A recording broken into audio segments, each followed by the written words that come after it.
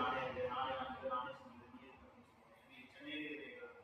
அப்போ நீங்கள் டார்கெட் என்ன பண்ணுவோம், எந்த டிஸ்ட்ரிக்ட் போகணும், எந்த டிஸ்ட்ரிக்ட் செல்லில் அதிகமாக போய் பார்க்கணும், அந்த டிஸ்ட்ரிக்ட் என்ன கொடுக்கும், அங்கே இருக்கவங்க என்ன தேவை, எப்படி எடுத்து வாங்குவாங்க.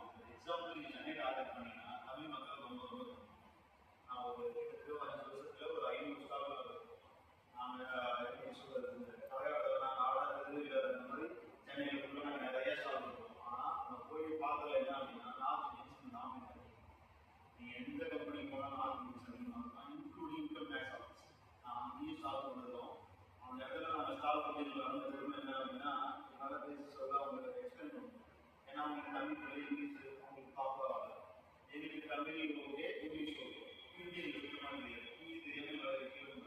எங்களுக்கு பக்கத்தில் இருக்கிற பிராண்டு எங்களோட லெவலில் பாதி தான் வச்சுருக்கோம். ஆனால் எல்லாத்தையும் புரிஞ்சுக்காங்க.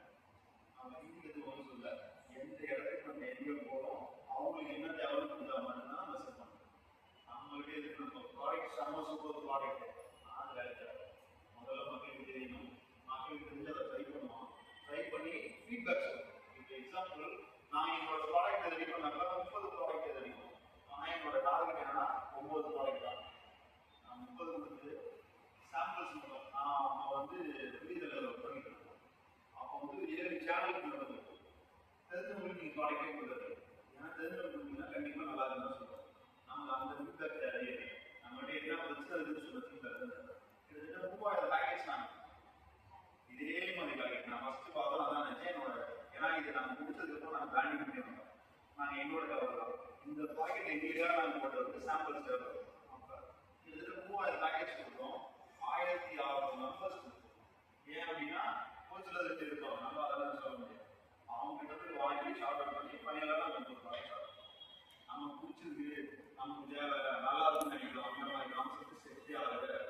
அதே மாதிரி நமக்கு இருந்தால் ஒரு விட்டுட்டு தான் அவனுக்கு தானே நம்ம பண்ணோம்னா கண்டிப்பாக கிடையாது. ஏன் அப்படின்னா அவன் அதுக்கு முன்னாடி அந்த ப்ராடக்ட் நிறைய தான் எஃபர்ட் போட்டுருக்கோம்.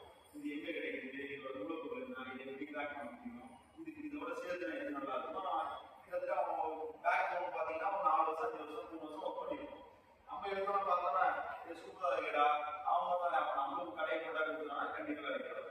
அது மட்டும் இல்லாமல் அவங்களோட ஃபேமிலி பேக்ரவுண்ட்ஸ் இருக்குது, ஃபினான்ஷியல் பேக்ரவுண்ட் இருக்குது, அவங்களால கம்பெனி எவ்வளோ இன்வெஸ்ட் பண்ண முடியும்னு இருக்கும். அதெல்லாம் நம்மளால பண்ண முடியுமா பார்த்து